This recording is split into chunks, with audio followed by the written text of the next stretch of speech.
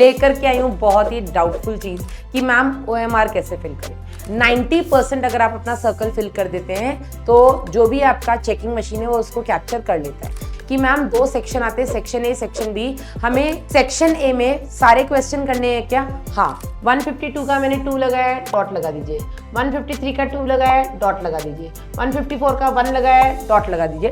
Dot के साथ पहले हम खेलेंगे। हमें एक तो टाइम ज्यादा लग गया, ऊपर से लास्ट तक हमारा कॉन्वर्ट, यार ये भी नहीं आता, क्या हो गया। हेलो जी, नमस्कार एवरीवन, कैसे हैं सारे प्यारे बच्चे। मैं डॉक्टर प्रियंका मिश्रा, आपकी अपनी जूलॉजी फैकल्टी, लेकर के आई हूँ बहुत ही डाउटफुल चीज कि मैम OMR कैसे फिल करें। अक्सर बच्चे बेटा दिक्कत करते हैं OMR फिलिंग में, या तो उनके पास टाइम नहीं बचता कि मैडम OMR हमने लास्ट के लिए छोड़ दिया था और हम क्वेश्चन ही करते रहे। मैडम मुझे सब आता था, मैंने इतने क्वेश्चंस मेरे सही थे, मैंने घर आकर के चेक किया, लेकिन मैम मेरे पास टाइम, मेरी OMR छूट गई, पूरा साल बर्बाद हो गया। ठीक है, या बेटा OMR फिलिंग में हमें टाइम बहुत लगता है। अगर हम साथ साथ भी क्वेश्चन के साथ करते जाते हैं कि मैडम पहला क्वेश्चन किया हमने OMR लगा दी कि लास्ट में हमारा टाइम ना खत्म हो जाए, OMR ना फिल कर पाए, तो बच्चे साथ साथ करते हैं। तो पहले बेटा मैं आपको आज इस वीडियो में ये बता दूं कि OMR फिलिंग आपको करनी कैसे है। बहुत ही डाउटफुल क्वेश्चन रहता है, किससे पूछें समझ में नहीं आता है, इसलिए वीडियो लेकर के आई हूँ आपके सामने, जिससे कि आपको पता लग सके कि नीट के एग्जाम में 2 चीजें, पहला आप अपना समय कैसे बचा सकें, दूसरा गलत OMR फिलिंग से कैसे बच सकें। ये दोनों बेटा बहुत इंपॉर्टेंट पॉइंट्स यहाँ पर हम डिस्कस करने वाले हैं। तो सबसे पहले तो बेटा जैसे ही आपको पेपर मिलता है या जैसे ही आपको OMR शीट मिलती है, आपको बेटा यहाँ पर रोल नंबर लिखने को आएगा। आप अपना रोल नंबर लिखिएगा। रोल नंबर के हिसाब से बेटा जो भी आपका, जैसे सपोज आपका रोल नंबर है 0065, जो भी आपका नंबर है, आप यहाँ पे रोल नंबर लिखिएगा और अपने नंबर के हिसाब से जो भी यहाँ पर आपका ब्लॉक है या जो भी आपका गोला है उसको सर्कल को फिल करिएगा। सर्कल को फिलिंग करते टाइम पे आपको इस चीज को ध्यान रखना है कि पेन आपका सर्कल से बाहर नहीं जाना चाहिए। एक बार को सर्कल एक आध कोने में रह जाए चलेगा। 90% अगर आप अपना सर्कल फिल कर देते हैं तो जो भी आपका चेकिंग मशीन है वो उसको कैप्चर कर लेता है। ठीक है, तो आपको सर्कल से बाहर नहीं जाना है और इतना रगड़ना भी नहीं है कि बिल्कुल वहां पे छेद ही हो जाए, आर पार हो जाए, वो भी नहीं करना है। बहुत लाइट हैंड से आपको सर्कल को फिल करना है, सर्कल के बाहर आपको नहीं जाना है। और अगर आपको लगता है कि मैं हड़बड़ाहट में कोई गलती तो ना कर दूं, तो बेटा आपको क्या करना है, जैसे सपोज आपने यहाँ पर लिखा है 1, तो आप इस 1 पर एक छोटा सा बिंदु लगा दीजिए। छोटा सा बिंदु अगर आप लगाते हैं तो वहां पर वो छोटा सा बिंदु कभी भी मशीन कैप्चर नहीं करेगी। इसके बाद अपना रोल नंबर आप भर दीजिए 2146111241। सपोज आपका ये रोल नंबर है, सपोज, ठीक है, तो आप 1214611241 इस तरीके से छोटे छोटे डॉट्स अपने पेन से लगा दीजिएगा, जिससे कि आप क्रॉस चेक भी कर सके, हाँ मैंने सही भरा है। अब बाद में क्रॉस चेकिंग के बाद आप उसको अच्छे से फिल कर दीजिएगा।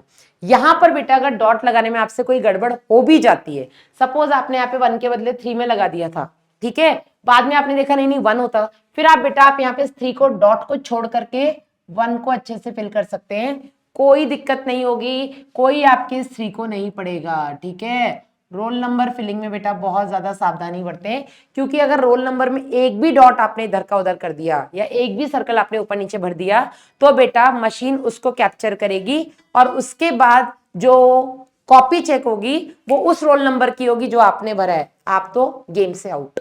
ठीक है, इसके बाद आपको जो भी पेपर मिलता है उस बुकलेट का एक नंबर होता है, वो बुकलेट नंबर आपको यहाँ पर फिल करना है और यहाँ पर भी आपको वही सेम काम करना है। आपको बुकलेट के नंबर के हिसाब से यहाँ पर पहले डॉट लगाना है, डॉट लगाने के बाद आप उसको क्रॉस चेक करने के बाद उस पूरे बबल को फिल करिएगा।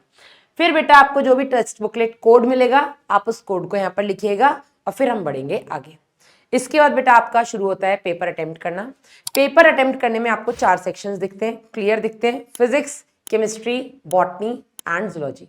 ठीक है, चारों बिल्कुल क्लियर है। ज्यादातर बच्चे, ज्यादातर मैं ये नहीं कहूंगी सारे, क्योंकि मैंने बहुत सारे ऐसे बच्चे देखे हैं जो फिजिक्स से भी स्टार्ट करते हैं, जिनका फिजिक्स सॉलिड होता है, लेकिन ज्यादातर बच्चे बेटा बायोलॉजी से स्टार्ट करते हैं। बायोलॉजी में भी वो जूलॉजी या बॉटनी, जो भी सेक्शन बेटा आपको उठाना है, केमिस्ट्री उठाना है, फिजिक्स उठाना है, बॉटनी उठाना है, जूलॉजी उठाना है, जिस भी सेक्शन को आप उठाते हैं, पहले बेटा जो बच्चे ऐसा करते हैं ना कि पहला क्वेश्चन किया, अच्छा क्वेश्चन नंबर 1 किया, लो 1 का हमने OMR, ऐसा आपको नहीं करना है। इससे बेटा आपका टाइम वेस्ट होता है, क्योंकि क्वेश्चन करो फिर बबल भरने में हमें थोड़ा सा सतर्क रहना पड़ता है, तो वहां पर कहीं ना कहीं हमारा टाइम वेस्ट होता है, तो ये बेटा आपको नहीं करना है। अब आपको क्या करना है, जब भी आप किसी भी एक पर्टिकुलर सेक्शन को उठाते हैं, सपोज आपने जूलॉजी को उठाया, ठीक है, जूलॉजी उठाना मतलब आपके आखिरी सेक्शन को आप उठा रहे हो। क्वेश्चन नंबर 151 से आपने क्वेश्चन पढ़ने शुरू किए। क्वेश्चन पूरा जूलॉजी कंप्लीट करने के बाद, एक पूरा सेक्शन कंप्लीट करने के बाद अपनी ओएमआर शीट को सामने लाइए। तब तक ओएमआर शीट को नीचे रखिए, पूरा सेक्शन पढ़ लीजिएगा, जितने क्वेश्चन आपसे बनते हैं उतने कर लीजिएगा। अच्छा, क्वेश्चन बनाने से पहले एक और चीज मैं आपको डिस्कस कर यहाँ पे करना जरूरी समझती हूँ कि हर एक सेक्शन में आपको पता है 50 क्वेश्चन है हमारे पास, लेकिन करने आपको 45 है।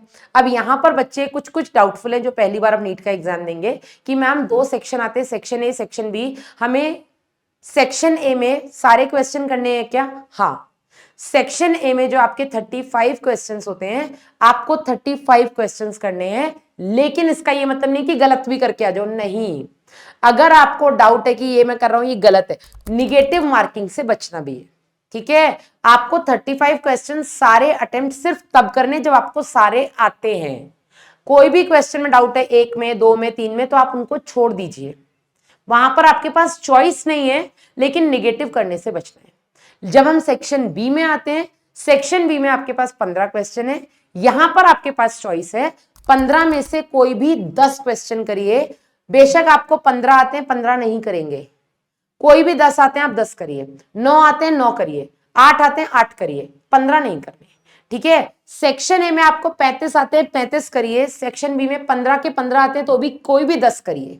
सेक्शन ए में अगर आपको 35 में से जो नहीं आता आप उसको छोड़ दीजिए, ठीक है, कि मैडम सेक्शन बी में मुझे नहीं आता तो मैंने वहां छोड़ के सेक्शन ए के मुझे नहीं आते थे, मैंने वहां छोड़ के सेक्शन बी के मुझे सारे आते थे, मैंने सारे लगा दिए, ऐसा नहीं, आपको वहां के 5 क्वेश्चन हटा दिए जाएंगे, ठीक है। तो ये गलती आपको नहीं करनी है। सेक्शन ए में आपको सारे अटेम्प्ट केवल तब करने जब आपको सारे आते हैं, वरना जितने आते हैं उतने करिए। सेक्शन बी में 15 में से जो 10 आपको अच्छे से आते हैं आप वो लगाइए। क्लियर है? ये नहीं करना है कि मैडम सेक्शन बी में मुझे सारे आते थे मैंने सारे कर दिया, आपको सारे नहीं करने हैं, कोई भी 10 करने हैं, जिन पर आप ज्यादा कॉन्फिडेंट है अब वो करिए। अब शुरू करते हैं बेटा हम ओएमआर फिलिंग पर। तो जैसे ही आपका एक पूरा सेक्शन कंप्लीट होता है, सपोज आपने जूलॉजी पूरा कंप्लीट कर लिया 50 क्वेश्चन, उनमें से कोई भी आपके 45 जो आपको आते थे आपने वो लगा दिए। जूलॉजी कंप्लीट करने के बाद बॉटनी या अगला सेक्शन उठाने से पहले आप पहले ओएमआर शीट को उठाइए, और वही जो मैंने आपको बताया, सपोज 151 में, और आप बोल बोल करके करिए आंसर को प्लीज, क्योंकि हम क्या करते हैं इसमें बेटा गड़बड़ हो सकती है। तो 151 का मैंने 3 लगाया है, 3 पे एक डॉट लगा दीजिए।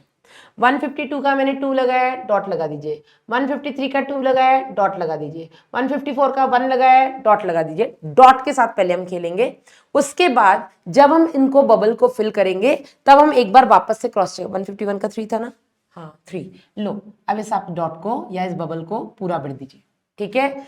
आउट ऑफ बबल नहीं जाना है आपको, बबल के अंदर आप 90 से 95% फिल करेंगे, मोर देन सफिशिएंट है, मशीन उसको कैप्चर कर लेगी, ठीक है। एक पूरा सेक्शन होने के बाद जितने आपने लगाए थे उतने के, मतलब जितने क्वेश्चंस आपसे बने थे उन सबके बबल्स फिल करने के बाद ओएमआर को वापस से नीचे रखिएगा, और वापस से बेटा कोई भी अगला सेक्शन, आपको बॉटनी करना है बॉटनी करिए, केमिस्ट्री करना है केमिस्ट्री करिए, फिजिक्स करना है, आपको सेक्शन वाइज अपने ओएमआर को फिल करना है।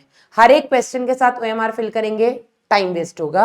लास्ट के लिए ओएमआर को छोड़ेंगे कि एक बार पूरा पेपर कर ले उसके बाद ओएमआर करेंगे, तो बेटा उस कंडीशन में यू नेवर नो लास्ट तक क्या होगा, सर में दर्द हो जाए, है ना, एकदम से हालत खराब हो जाए, नहीं अब कॉन्फिडेंस लूज हो गया, तो हम कौन मतलब हमने शुरू में किया हमसे क्वेश्चन बने, लेकिन धीरे धीरे पेपर खत्म करते करते करते हमें एक तो टाइम ज्यादा लग गया, ऊपर से लास्ट तक हमारा कॉन्फिडेंस यार ये भी नहीं आता, क्या हो गया, तो जो हमें आते थे हम वो भी गलत फिल करके आएंगे, इसकी संभावना बढ़ जाती है। तो इन कुछ छोटी छोटी सी चीजों का आपको विशेष ध्यान रखना है। सबसे पहले बिल्कुल इत्मीनान से अपना roll number, test booklet number और कोड को फिल करिए, बिल्कुल इत्मीनान से, कोई जल्दी नहीं है। लेकिन बबल को फिल करने से पहले जो मैंने आपको ट्रिक बताया उसका विशेष ध्यान रखें, बबल को डायरेक्ट फिल ना करें, पहले डॉट के फॉर्म में फिल करें, क्रॉस चेक करने के बाद उनको फुल फिल करें।